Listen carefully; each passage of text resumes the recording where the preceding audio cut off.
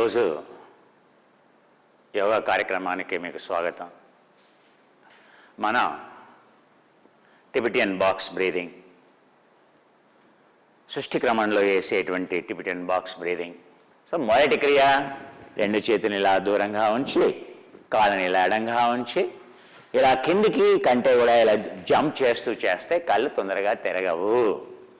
ఆత్మ ప్రదక్షిణం కరిష్యామి, సర్వభ్రమ నివారణం, సర్వపాపహారణం. అవునా? సో దాన్ని ఏం చేయాలి? ఆత్మ ప్రదక్షిణ చేయాలి. మన యొక్క ఎండోక్రైన్ గ్లాండ్ సిస్టమ్ని సెట్ చేయాలి. అందుకే చేస్తున్నాం.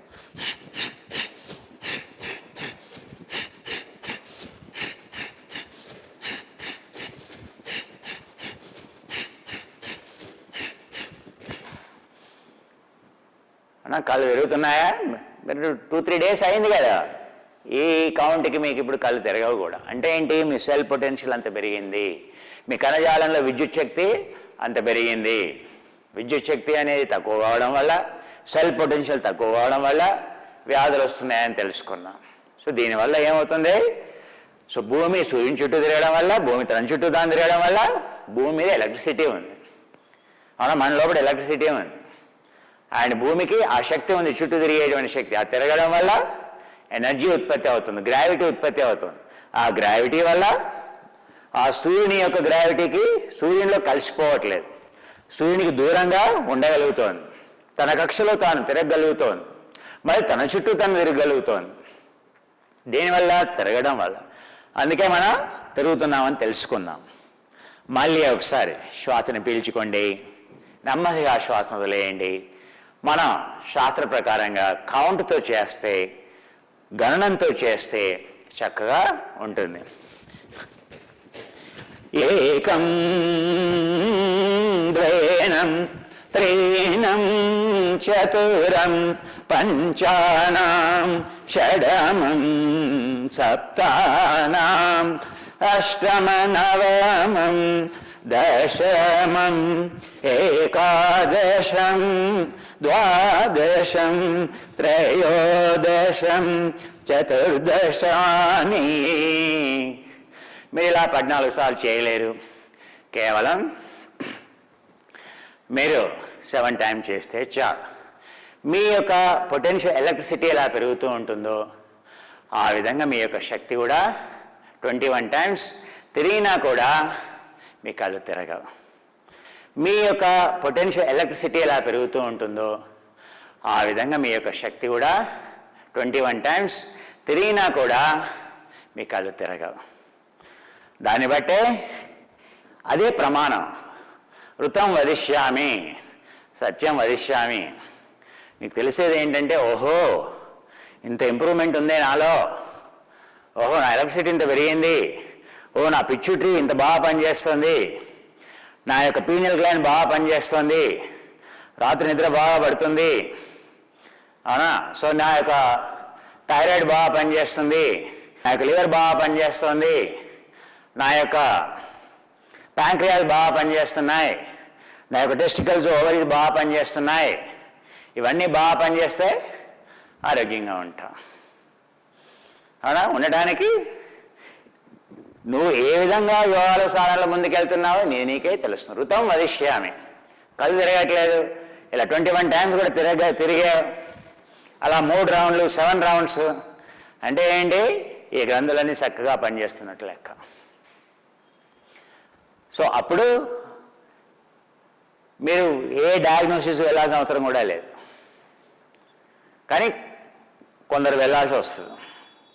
ఒకవేళ మీ మైండ్లో ఏ అమిగ్డాలానో పని చేయట్లేదు, ఏ యాక్సిడెంట్లో డ్యామేజ్ అయ్యింది, అప్పుడు మీరు 100 రౌండ్లు చేసినా కూడా మీకు కళ్ళు తిరగవు కదా, ఏమీ కాదు. దాన్ని వ్యాధి అని అంటాం. కానీ ఇలా తిరగడం వల్ల కూడా మీ అమిగ్డాలా ఏదైతే ఉంటుందో అది లావుగా కాదు. ఈ రోజుల్లో చిన్నపిల్లల్లో కూడా అమిగ్డాలా సైజు పెరిగింది. అందుకే వాళ్ళు ఓ అంటే కసమంటారు, ఆ అంటే బుస్మంటారు. ఎందుకని? వాళ్ళ యొక్క అమిగ్డాలా సైజు అవునా మామూలుగా వేరుశనగ గింజ, పల్లి గింజ, అవునా అది ఎంత ఉంటుందో అంత ఉండాలి. అది అంతకంటే తక్కువ ఉంటుంది. అది ఎంత తక్కువగా ఉంటే నువ్వు నీ లోపల కోపము, అరిషడ్ వర్గాలనే తక్కువగా ఉంటాయి. అది ఎంత పెరుగుతూ ఉంటే నీ లోపల అంత తొందరగా రియాక్షన్ అవుతుంది. ఈ మధ్యకాలంలో మన పిల్లల్లో గమనించింది ఏంటంటే వాళ్ళ లోపల అమిగ్డాలా అనేది చాలా సైజు పెరిగింది. సో ఆ సైజు పెరిగితే అందుకే వాళ్ళు తొందరగా షార్ట్ టెంపర్ అని అంటారు, తొందరగా రియాక్ట్ అవుతారు. వాళ్ళకి నచ్చని ఆహారమే కావచ్చు, వాళ్ళు అడిగింది ఇవ్వకపోయినా కావచ్చు, ఏదైనా కావచ్చు, వాళ్ళ కోపం ముక్కు మీదే ఉంటుంది. వాళ్ళు దేన్ని తట్టుకోలేరు. ఎందుకని వాళ్ళు ఎప్పుడు కూడా వాళ్ళ సెల్ఫ్ పొటెన్షియల్ మీద పని చేయలేదు, వాళ్ళు సెట్ చేసుకోలే కదా. సో వాళ్ళు కష్టపడాలి. సో శరీరంతో కష్టపడితే ఆ అమిగ్డాలా సైజ్ అనేది తగ్గుతుంది. సో శరీరంతో వాళ్ళు ఎప్పుడు కష్టపెట్టలేదు, వాళ్ళు మనం కష్టపెట్టలేదు, వాళ్ళు ఎప్పుడు వ్యాయామం చేయలేదు. దానివల్ల వాళ్ళ యొక్క మెదడులో వాళ్ళ యొక్క అమిగ్డాలా సైజు పెద్దగా ఉంది. అందువల్ల వాళ్ళు చాలా సెన్సిటివ్గా తయారైపోయారు. ఆ ఎగ్జామ్లో ఫెయిల్ అవుతాడో లేదో వాడు ఆత్మహత్య చేసుకుంటున్నాడు. అంటే మానసికంగా వాడు ఎంత బలహీనంగా ఉన్నాడో చూడండి. అవునా? అరే ఎగ్జామ్లో ఫెయిల్ అయినంత మాత్రాన ఆత్మహత్య చేసుకునేటువంటి ఒక ఆలోచన అంటే అంత స్థాయికి మన మైండ్ అంత వీక్గా అయిపోయిందని అర్థం. ఏదో జీవితంలో ఎన్నో కష్టాలు వచ్చాయి, మొత్తం సంవత్సరాన్ని మోయలేకపోతున్నాము, అన్ని అప్పుల్లో కూరుకుపోయాము, ఇంకా వేరే మార్గం లేదు. అటువంటి పరిస్థితుల్లో ఎంతో ఆత్మవేదకి లోనయ్యి నిస్సహాయ స్థితిలో, ఇంకా ఎక్కడా పోలేనటువంటి పరిస్థితుల్లో, అటువంటి స్థితిలో ఒకప్పుడు ఆత్మహత్య అనేటువంటి ఆలోచన వచ్చేదే కానీ ఆత్మహత్య అని ఒక మహాపాపంగా భావించేటువంటి రోజులు ఉన్నాయండి. అలాంటిది ఒక ఎగ్జామ్లో ఫెయిల్ అయితేనో, లేకపోతే ఒక టీచర్ ఏదో కొట్టాడనో, ఫేస్బుక్లో ఏదో కామెంట్ చేసాడనో, లేకపోతే అవునా వాడేదో వీడి మీద ఏదో పెట్టాడనో, ఏదో పిక్చర్ పెట్టాడనో, ఇలాంటి చిన్న చిన్న విషయాలకి ప్రతిరోజు పేపర్లో మీరు చదవట్లేదా? అవునా? ఎంతమంది చనిపోతున్నారు అంటే ఏంటి? వాళ్ళ యొక్క అమిగ్డాలా అనేది స్ట్రాంగ్గా అయిపోయింది. వాళ్ళ grey cell areas, white cell areas అయితే ఉంటాయో బ్రెయిన్లో అవి తగ్గిపోతున్నాయి. పరిశోధనలో తెలుస్తుంది. మన పిల్లల్ని సుఖాల్లో పెంచితే ఏమవుతుంది అనేటువంటి విషయం వాళ్ళ బ్రెయిన్ స్కాన్ చేస్తే తెలిసిపోతుంది. అందుకే పిల్లల్ని, మన సుఖాలని పిల్లలకి అందనివ్వకూడదు. ఆ సుఖాలు లేకుండానే పిల్లల్ని పెంచాలి. వాళ్ళ కష్టం ఏమిటో నేర్పించాలి. అప్పుడే వాళ్ళ యొక్క మైండ్ స్ట్రాంగ్గా ఉంటుంది, వాళ్ళ సమస్యల్ని వాళ్ళు సాధన చేసుకోగలరు. ఇది యోగా యొక్క విధానం. అందుకే ప్రతిరోజు చిన్నప్పుడు మనం విధిగా ఆడుకునే వాళ్ళం. మన పిల్లలకి ఆ యోగా అనే మన ఆట అంతా యోగానే. మన సంస్కృతిలో ఇమిడిపోయిందని చెప్పుకున్నాం. ఈ విధంగా తిరగడం అనేది మన ఆట చిన్నప్పుడు. అవునా? ఎప్పుడు సంతోషం వేసినా ఇలా గెంతేవాళ్ళం. అవునా? ఎప్పుడు వర్షం వచ్చినా ఇలా గెంతేవాళ్ళం. అవునా? ఓ 10 మంది స్టూడెంట్స్ కలిస్తే ఎప్పుడు తిరిగేవాళ్ళం. ఇప్పుడు ఏదో సినిమాలో చూడటం తప్పితే మనం ఎప్పుడు తిరగడం మానేస్తాం. అందుకే పరిస్థితి ఇలా అయిపోయింది. సో 4 గోళ్ళ మధ్యలో వాళ్ళు కోళ్ళ ఫామ్లో పెరిగే కోళ్ళలాగా పెరిగితే అలాగే ఉంటుంది కదండి పరిస్థితి. అలా కాకుండా సో ఎందుకు ఇలా చేస్తున్నాం అనేటువంటి విషయం, సో ఎందుకు కళ్ళు తిరుగుతాయి, ఎందుకు తిరగవు, అవునా, ఎందుకు ఇది చేయాలి అనేటువంటి విషయం మనం నేర్చుకున్నా ఇంకా కొన్ని డీప్గా తెలుసుకోవాలి. దాని వెనకాల ఉండేటువంటి సైన్స్ ఎంత అర్థమవుతే మనం పొరపాట్లు చేయం. శాస్త్రేణ గురువాక్యేన శ్రద్ధేన, అంతా లాజికల్. ప్రతిదానికి ఒక లాజికల్ థింకింగ్, ఒక సైన్స్ అనేది ఉంది. ఆ సైన్స్ని మనం అర్థం చేసుకోవాలి. మనం ఈ విధంగా చేసాం. సో ఎవరైతే వేగంగా కళ్ళు తిరిగే స్వభావం ఉందో, వర్టిగో అని అంటే ఏంటి, ఇలా కిందికి చూస్తే వాళ్ళు కింద పడిపోతారు. అవునా? సో లోతులు చూసేటువంటి గుణం లేదు. అటువంటిప్పుడు వాళ్ళు ఏంటంటే చాలా నెమ్మదిగా ఫస్ట్ ఇలా ప్రిపేర్ చేసుకోవాలి. ఇలా ఎడం వైపుకి, కుడి వైపుకి, ఎడం వైపుకి, ఇలా కుడి వైపుకి, ఇవన్నీ ఈ ఉపవిన్యాసాలన్నీ విధిగా చేయాలి. మళ్ళీ ఇలా బాగా ప్రిపేర్ చేయాలి. ఇలా ప్రిపేర్ చేసిన తర్వాత సెల్ఫ్ పొటెన్షియల్ బాగా పెరిగిన తర్వాత మళ్ళీ ఇలా భుజాలని పెట్టుకొని ఇలా నెమ్మదిగా తిరగాలి. ఇది సెకండ్ లెవెల్ ప్రిపరేషన్. ఈ విధంగా ప్రిపరేషన్ అయిన తర్వాత మళ్ళీ ఆపోజిట్లో కూడా కొంతకాలం తిరగాలి. సో ఈ విధంగా నెమ్మదిగా శిక్షణ ఇస్తూ ఆ తదుపరి నెమ్మదిగా ఇలా వెళ్ళొచ్చు. 7 కౌంట్కి వెళ్ళి ఆ తర్వాత నెమ్మదిగా 14 కౌంట్కి వెళ్ళి ఆ నెమ్మదిగా 21. అంతేగాని ఓవర్ నైట్ ఇదేదో ఇవాళ కుమార్ గారు చెప్పారు నేను ఇవాళ చేసేస్తానంటే చాలా డేంజర్, సమయం పడుతుంది. సో మీ యొక్క స్తోమతను బట్టి మాత్రమే మనం చేయాలి. సో ఈ విధంగా ఈ మొదటి క్రియ చేసిన తర్వాత సో రెండో క్రియలోకి మనం వెళ్ళాలి.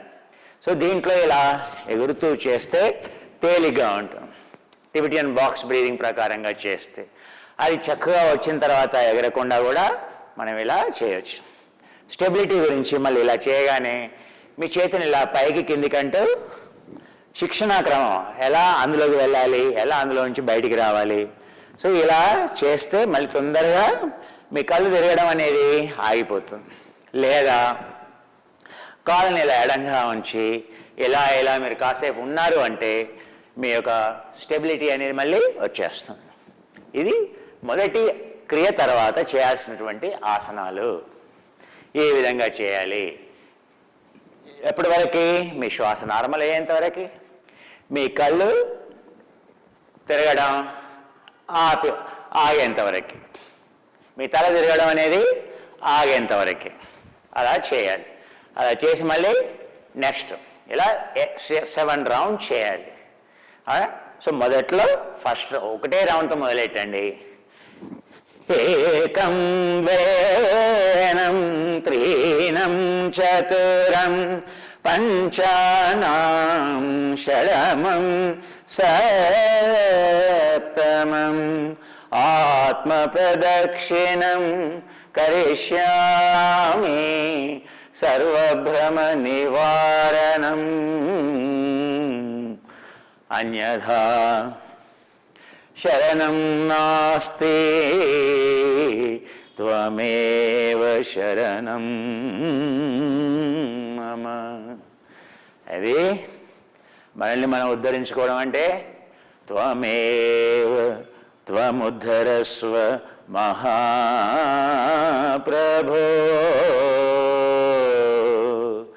ఓ గురువర్యా, నన్ను ఉద్ధరించుకునేటువంటి ఉపాయం చెప్పండి. ఈ పాపాల నుండి బయటపడేటువంటి, ఆ ఆత్మని శుద్ధి చేసేటువంటి ఆ ప్రదక్షిణ మార్గాన్ని చెప్పండి. ఇక్కడ మొదలవుతుంది మన ప్రదక్షిణ అనేది. ఈ విధంగా చేసి నెమ్మదిగా మనం రెండో క్రియలోకి వెళ్ళటం. రెండో క్రియలో మనం నేర్చుకున్న రెండో క్రియకు సంబంధించినటువంటి ఉపవిన్యాసాలు, మొదటి క్రియకు సంబంధించినటువంటి ఉపవిన్యాసాలు నేర్చుకోలేదు కనుక ఈరోజు మీకు చెప్పడం జరిగింది. సో ఇప్పుడు మనం రెండో క్రియకి మూడో క్రియ కూడా ఉపవిన్యాసాలు నేర్చుకున్నాం. అలాగే నాలుగో క్రియ ఉపవిన్యాసాలు కూడా మనం క్షుణ్ణంగా తెలుసుకోవాలి.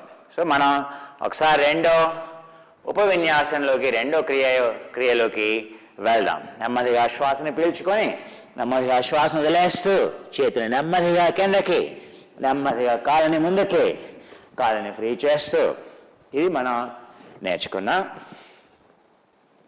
ఈ విధంగా చేస్తూ దీన్ని ఒకసారి 7 టైమ్స్ చేద్దాం. భుజాన్ని ఇలా ఫ్రీ చేస్తూ నెమ్మదిగా చేతుల్ని ఇలా ఉంచి నెమ్మదిగా కాళ్ళని ఇలా వెనక్కి తీసుకెళ్తూ నెమ్మదిగా ముందుకు తీసుకొస్తూ ముంజేతుల్ని కింద ఆనించి నెమ్మదిగా మోకాళ్ళని ఎడమ వైపుకి కుడి వైపుకి ఫ్రీ చేస్తూ చెప్పాను కదా, మీ కాళ్ళని ఇలా ప్రిపేర్ చేసుకోవాలి. చికిత్సా క్రమం అని అంటాం. ఏ విధంగా ప్రిపేర్ చేసుకోవాలి? మీ యొక్క అడక్టార్స్ని ఫ్రీ చేసుకోవాలి. హర్నియా ఉన్న వాళ్ళు జాగ్రత్తగా ఉండాలి. ఈ విధంగా ఫ్రీ చేసుకోవాలి. ప్రోస్టేట్ ప్రాబ్లం ఉన్న వాళ్ళు విధిగా ఈ విధంగా చికిత్సా క్రమం చేయాలి. ఈ ఏరియాలో టెన్షన్ లేకుండా చేసుకోవాలి. ఇవన్నీ వేసుకున్న పిదప నెమ్మదిగా వాళ్ళు ఎవరికైతే హర్నియా ఉందో, ప్రోస్టేట్ ఉందో, కాళ్ళు స్ట్రైట్గా ఉంచకూడదు, కాళ్ళని ఎప్పుడు వంచాలి. ఇప్పుడు ఈ రెండో క్రియలో కూడా వాళ్ళు కాళ్ళు స్ట్రైట్గా పెడితే ఇక్కడ లాగే విధంగా ఎప్పుడు కాళ్ళని ఉంచకూడదు. ఇక్కడ లాకుండా ఫ్లెక్సిబుల్గా ఉంటే తొందరగా హర్నియా అనేది లోపలికి వెళ్ళిపోతుంది. ఆ ప్రోస్టేట్ అనేది ష్రింక్ అవుతుంది, లేకపోతే ప్రోస్టేట్ అనేది ఇంకా ఎక్కువ అవుతుంది. అందుకే ఈ విషయాలు బాగా అర్థం కావాలి. సో దీంట్లో ఏమవుతుంది? ప్రోస్టేట్ అనేది రిలాక్స్ అవుతుంది, హర్నియా అనేది రిలాక్స్ అవుతుంది. ఈ విధంగా చేస్తూ హైడ్రోజల్ ప్రాబ్లమ్స్ ఉన్న వాళ్ళు ఇవన్నీ ప్రిపరేషన్. అవి ఎందుకు వచ్చే సమస్యలు? ఎందుకంటే మనం ఎప్పుడు పట్టించుకోవాలా. అవునా? Wrong way of sitting, wrong way of running, wrong way of walking, అవునా, పరిగెత్తడం, ఆ తర్వాత ఏదో వ్యాయామం చేయటం, తప్పుగా కూర్చోవడం, అవునా, తప్పుగా వ్యాయామాలు చేయటం వల్ల, తప్పుగా సూర్య నమస్కారాలు చేయటం వల్ల, తప్పుగా అవునా అశ్వసంచాలన ఆసనాలు చేయటం వల్ల ఏమవుతాయి? హర్నియా ప్రాబ్లమ్స్ వస్తాయి. అవునా? అది వచ్చిన తర్వాత మనం చింతిస్తే లాభం లేదు కదా. సో అందుకే ఒకవేళ ఉన్నా కూడా ఏ విధంగా వాటిని నివారణ చేసుకోవచ్చు ఎందుకని అది ఎందుకు వచ్చింది? ఆ హర్నియా మీద ఉండేటువంటి కండరాలు ఏవైతే ఉంటాయో ఆ కండరాలు యొక్క స్ట్రెంగ్త్ తగ్గింది. ఆ స్ట్రెంగ్త్ తగ్గడం వల్ల అవి బయటకు వస్తున్నాయి. సో వాటి యొక్క స్ట్రెంగ్త్ పెంచామనుకోండి, ఈ విధంగా చేయటం వల్ల వాటి యొక్క స్ట్రెంగ్త్ పెరుగుతుంది. పెరిగినప్పుడు హర్నియా అనేది బయటికి రాదు. అవునా? ఇందాకనే చెప్పాను, ఆ కండరానికి సాగే గుణం ఉండాలి. ఆ కండరం అనేది బలంగా ఉండాలి. బలంగా ఉంటే హర్నియా అనేది లోపటే ఉంటుంది. హర్నియా బయటకు ఎందుకు వస్తుంది? రాదు. బయటకు వచ్చింది అంటే ఏంటి? ఆ పైన ఉండేటువంటి కండరం ఏదైతే ఉందో వీక్గా అయిందని అర్థం. అర్థమైందా అండి? సో ఈ ఆసనాలన్నీ కూడా స్ట్రెంగ్తెన్ చేసేవి. అందుకే చిన్నప్పుడు ఏం చేయాలి? పిల్లలుగా ఉన్నప్పుడు పాకాలి. పసిపిల్లలు ఉన్నప్పుడు ఏం చేయాలి? పిల్లల్ని ఈ రోజులు ఏం చేస్తున్నావు? వాళ్ళు పుట్టగానే తీసుకుపోయి ఏది స్టోర్కి వెళ్ళి వాళ్ళకు బొమ్మ కొనుక్కరావాలి, అందులో కూర్చోబెట్టాలి. అవునా? మన పనుల్లో మనం చేసుకోవాలి. మన వ్యాపకం మనకి, పిల్లల వ్యాపకం పిల్లలకి. పిల్లల్ని ఏం చేయాలి? పిల్లలు పాకాలి కింద. So they should crawl. అవునా? పిల్లలు ఎందుకు పాకాలి? పాకినప్పుడు ఈ పొట్టలో ఉండేటువంటి కండరాలు బలంగా అవుతాయి. అవడం వల్ల ఫ్యూచర్లో వాళ్ళకి హర్నియా ప్రాబ్లం రాదు. ఎవరికైనా ఈ పిల్లలు ఇప్పుడు హర్నియా ప్రాబ్లం వస్తుందంటే నువ్వు చిన్నప్పుడు మీ తల్లిదండ్రులు నిన్ను నేల మీద పాకించలేదు అని అర్థం. నువ్వు నేల మీద నువ్వు నిజంగా పాకి ఉంటే, అవునా, అబ్బో నా పిల్లోడు, ఇప్పుడు ఈ మధ్యలో ఏమైందండి, అబ్బో నా పిల్లోడు, అబ్బో వాడు కష్టపడతాడా, అబ్బో వాడు నేల మీద పొల్లుతాడా, వాడు నేల మీద ఎలా పాకుతాడండి? నీకు టెక్నాలజీ అర్థం కాలా. మరి వాడు ఆరోగ్యంగా పెరగాలి, వాడు రేపటి రోజు ఊబకాయం రాకూడదు, వాడు లావు కాకూడదు మీ పిల్లోడు అంటే, చిన్నప్పుడు మన వాళ్ళు యోగా వాళ్ళకి చిన్నప్పుడు ఈ విధంగానే ఇచ్చారు. చిన్నగా ఉన్నప్పుడు పిల్లోడు బాగా ఎంత పాకితే పెద్దగా అయిన తర్వాత, పెరిగిన తర్వాత వాడి పొట్ట పెరగదు, వాడికి హర్నియా ప్రాబ్లం రాదు. మీరు చూడండి, వాడు 25 సంవత్సరాలు 30 సంవత్సరాల వయసులో పొట్ట ఇలా వచ్చిందంటే, నేను చెప్తున్నాను కదా, వాళ్ళ తల్లిదండ్రులు వాడిని పాకనివ్వలేదు. అవునా? వాడిని ఏ విధంగా కూడా చేయనీయలేదు. వాడిని ఏ విధంగా కూడా అంబాడటం అంటావా, ఇలా అంటావా? అంబా అంటే ఆవులాగా వెళ్ళటం, మార్జాలాసనం అంటాం. వాడిని మార్జాలాసనం చేయనీయలేదు. అవునా? మొట్టమొదటి పిల్లోడు ఏం చేస్తాడే? ఇలా పాకుతాడు. ఇలా పాకుతాడు, పొట్ట మీద ఇలా పాకుతాడు. అవునా? ఇది మొదలు చేసేటువంటి ప్రక్రియ. దాని తర్వాత ఏం చేస్తాడే? అది నెమ్మదిగా మోకాల్ని ఇలా ఇలా ఇలా అంటాడు. అవునా? ఆ తర్వాత నెమ్మదిగా ఏం చేస్తాడు? ఇలా ఇలా వెళ్తాడు, ఆవులాగా వెళ్తాడు. అందుకే అంబా అని అంటాం. అవునా? సో ఆవులాగా వెళ్ళాలి. మార్జాలాసనం, దీనివల్ల వీపు వెన్నుముక సాగుతుంది, వెన్నుముక స్ట్రాంగ్గా ఉంటుంది వాడికి. అవునా? వాడి యొక్క టిబియా, ఆ తర్వాత వాడి యొక్క టిబియా, ఫెమరు, ఇవన్నీ స్ట్రాంగ్గా అవుతాయి. బ్యాక్ స్ట్రాంగ్ అవుతుంది, మెడ స్ట్రాంగ్గా అవుతుంది. అందుకే మన ఆసనాల్లో ఇది చాలా ముఖ్యమైనటువంటి ఆసనం, ప్రతిసారి చేస్తాం. ఎందుకని? మన వెన్నుముక స్ట్రాంగ్గా ఉండడానికని. మరి పిల్లోడికి సహజంగానే వాడు చేస్తాడు యోగా, వాడిని చేయనిస్తే చాలయ్యా. మనం వాడిని చేయనియట్లేదు. అబ్బో నా పిల్లోడు మోకాళ్ళు మైలు అంటుతుంది, అవునా, మాలిన్యం అంటుతుంది, అవునా, అబ్బో మురికి అంటుతుందండి నా పిల్లోడు, అవునా, బంగారం చెంచాలోనే వాడు తినాలి, బంగారం ప్లేట్లోనే తినాలి, వాడు సిల్వర్ ప్లేట్లోనే తినాలి, వాడు కింద కూడా కూర్చోకూడదు, వాడు ఎంతసేపు మంచంలో లేకపోతే ఉయ్యల్లో ఉండాలి, లేకపోతే అవునా ఫెరారీ కార్ టాయ్లో కూర్చోవాలి. అందులో కూర్చొని బ్యాటరీ రిమోట్ తోటి ఆపరేట్ చేస్తూ ఉంటే వాడు స్టీరింగ్ ఇప్పుతూ ఉంటే, అవునా, సో వాడిని అప్పుడే రోగగ్రస్తునిగా మార్చేస్తారు. అవునా? పిల్లల్ని టాయ్ కారులో పెడతారండి ఎవరైనా, వాడు అందులో కూర్చొని వాడు మొత్తం చుట్టూ తిప్పితే వాడు తిరగాల్సినటువంటి వయసులో, వాడి యొక్క శరీరంలో ఉండేటువంటి అవయవాలు పెరిగేటువంటి వయసులో, చెప్పాను కదా, గొంగలి పురుగు దాంట్లో నుండి వెళ్తేనే సీతాకోకచిలుకగా మారుతుంది. దాన్ని కట్ చేస్తే ఏమవుతుంది అయ్యా? అవి రెక్కలు డెవలప్ కాదా, చచ్చిపోతుంది. ఎవరో మూర్ఖుడు ఏం చేశాడా? ఆ సీతాకోకచిలుక, అబ్బో బాధపడుతున్న సీతాకోకచిలుక, అది గొంగలి పురుగు బాధపడుతుందని చెప్పేసి ఏం చేశాడు? కట్ చేశాడు. కట్ చేసిన తర్వాత ఏమైంది? అది రెక్కలు డెవలప్ కాలేదు, అది అట్లాగే గొంగలి పురుగుగా చచ్చిపోయింది. సీతాకోకచిలుకగా రెక్కలు, అందమైనటువంటి రెక్కలు రాలేదు, అది ఎగరలేదు, చచ్చిపోయింది. మన పిల్లల కూడా పరిస్థితి అదే. మన పిల్లల ఆత్మహత్యకే కాదు, మన పిల్లల యొక్క సెన్సిటివిటీకే కాదు, మన పిల్లలు చిన్న చిన్న సమస్యలకే తల్లడిల్లిపోతున్నారంటే కారణం ఏంటి? వాళ్ళని మనం బలంగా తయారు చేయలేదు, వాడిని పాకనీయలేదు, వాడిని ఏ విధంగా పోనివ్వలేదు, వాడిని ముక్కాలు పీట మీద నడవనీయలేదు, పడనీయలేదు. వాడు ఇలా ఇలా పరిగెడతాడు, ఇలా విడబడతాడు, అవునా, ఇలా వెళ్తాడు, ఇలా వెళ్తాడు, ఇలా పడతాడు. నువ్వు ఎన్నిసార్లు పడ్డావు చెప్పు? ఇప్పుడు మీ పిల్లలు అబ్బో అబ్బో అబ్బో వాడు కింద పడుతున్నాడండి, అది చూడలేదండి, పట్టించుకోవట్లేదండి, ఎవడ మతుందా? వాడు కింద పడేది లేవడం కోసమే. సో కింద పడితేనే లేస్తాడు, లేవడం నేర్చుకుంటాడు. జీవితంలో కింద పడితేనే పైకి లేవడం నేర్చుకుంటాడయ్యా. అది చిన్నప్పుడే అలవాటు కావాలి. సో అంటే చెప్తున్నానండి, ఆసనాలు ఏ విధంగా, యోగా అనేది మనం చేయడం మానేసాం. ఆ పిల్లోడికి సహజంగా మన సంస్కృతిలో మన పెద్దలు ఇచ్చినటువంటి ఆ సంస్కృతిని దాటి ఈ విధంగా పిల్లల యోగాన్ని కూడా తీసేసాం, ఆ పిల్లల యోగ్యాన్ని తీసేసాం. అందుకే ఇలాంటి పొరపాట్లు చేయకూడదు. మనం ఎందుకు హానియా వస్తుంది, ఎందుకు ఉపకాయం వస్తుంది పిల్లల్లో? వాడు ఇంత పిల్లోడు ఉన్నాడో లేదో ఆల్రెడీ వాడి వెయిట్, ఒబిసిటీ. ఎందుకని? సో ఫస్ట్ని వాడిని ఎలా పెంచాలో అలా పెంచాలి. ఆ తర్వాత బలవంతంగా పెట్టడం నోట్లో. ఆకలేస్తే వాడు తింటాడయ్యా, ఆకలేస్తే వాడు అరుస్తాడు, ఆకలేస్తే ఏడుస్తాడు. వాడు వద్దు మరో అంటే వాడి నోట్లో బలవంతంగా పెట్టి ఏమంటాం, బింజ్ ఈటింగ్ డిజార్డర్ అనేది వాడికి అలవాటు అయిపోతుంది. సో వాడికి అలా బలవంతంగా పెట్టడం వల్ల అది అలవాటు అయిపోయింది, వాడి యొక్క లెప్టిన్ సిగ్నల్ బ్లాక్ అయిపోయింది. సో వాడు ఏంటి, ఎప్పుడు కూడా నువ్వు ఇలా అలవాటు చేసే కనుక వాడు ఎప్పుడు ఏది కనిపిస్తుంది తింటూనే ఉంటాడు. సో ఈటింగ్ డిజార్డర్ అని అంటాం. సో ఈటింగ్ డిజార్డర్ అనేది తల్లిదండ్రులే పిల్లలకి బలవంతంగా ఆ డిజార్డర్ క్రియేట్ చేస్తారు. వాళ్ళు లావగానే మనం తిడతాం, మనం పొరపాటు మనదయ్యా. సో అందుకే జాగ్రత్తగా ఉండాలి కొన్ని విషయాలు. సో మొట్టమొదలు పిల్లల్ని పెంచడం ఏంటో నేర్చుకున్న తర్వాత పిల్లల్ని కనాలి మనం. లేకపోతే ఇప్పుడు ఈ తరంలో చాలా డేంజర్. అసలు పిల్లల్ని పెంచడం అనేది, పేరెంటింగ్ అనేది అసలు పోయిందయ్యా. అవునా? సో పిల్లల్ని సుఖపెట్టడానికి కాదయ్యా, పిల్లల్ని ఏ విధంగా పెంచాలో ఆ విధంగా పెంచాలి.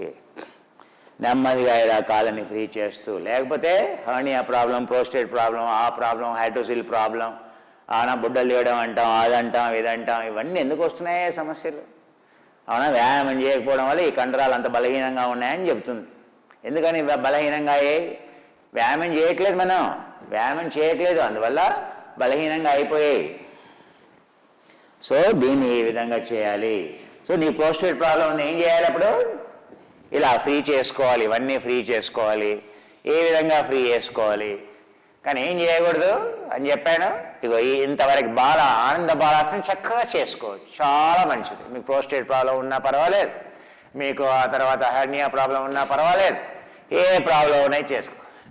కానీ ఇలా పెట్టాలి. ఇలా పెట్టినప్పుడు మాత్రం ఇక్కడ లాగుతోంది, మీకు డిఫికల్టీ ఉంది, అప్పుడు ఇలా పెట్టకూడదు. మీకు ఏం సమస్య లేదు, ఏ నొప్పి లేదు, ఫ్రీగా ఉంది, చేయొచ్చు, నో ప్రాబ్లం. ఇలా చేసి నెమ్మదిగా ఇలా ఉండాలని అనుకున్నాం. నెమ్మదిగా ఇలా ముందుకు వెళ్ళి, అవునా, మీరు కనుక చేయగలిగితే ఇలా, చేయలేకపోతే ఇలా ముంజేతుల్ని కింద ఆనించి త్రికూటాసనంలో చేసేటువంటి పర్యాంకాసనం, విచిత్రకరణి అంట. ఇది కూడా చేయలేకపోతే కాళ్ళని కిందికి తీసుకురావాలి. మీకు హార్నియా ప్రాబ్లం ఉంది, మీకు ప్రోస్టేట్ ప్రాబ్లం ఉంది, ఏం చేయాలి?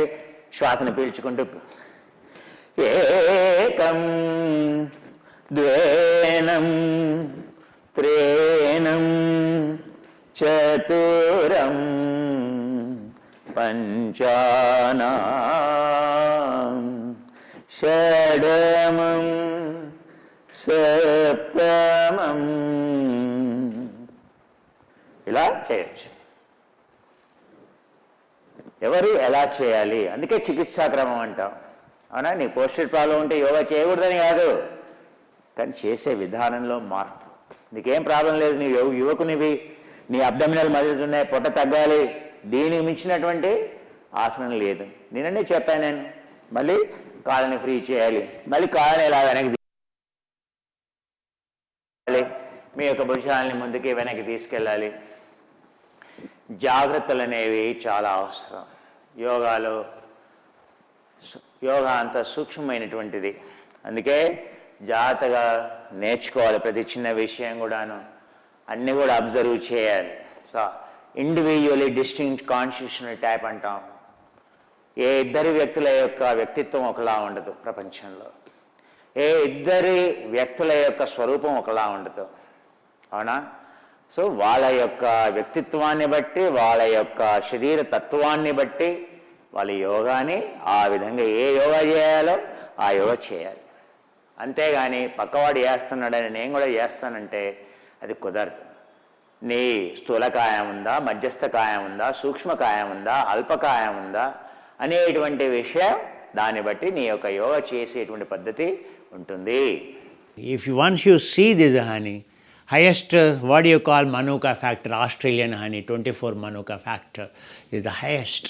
So this is a 24 honey, Indian Manuka honey. But this is not only just not a Manuka factor, but antioxidant activity, electron donor capacity, the pollen diversity in this honey. It is all Himalayan forest range. It is. You see the honey mix here, the kind of the honeys we collect. There is nowhere in the world you get this honey quality. Do you understand how much we studied the phytochemistry? Each honey we have studied. For each honey we studied more than 25 parameters. The criteria of choosing a particular honey. So the way we choose, I have not written here exact ratios, just 4%, that's not correct. Actually, having the highest Manuka antibiotic and highest antioxidant activity honeys, we use more. Less antioxidant activity, we use less. Like that, each honey has particular quality. So those honeys in those proportions we have added into this. If there is any honey that is highly scientifically evolved effective, it is this honey. Do you understand? My honey.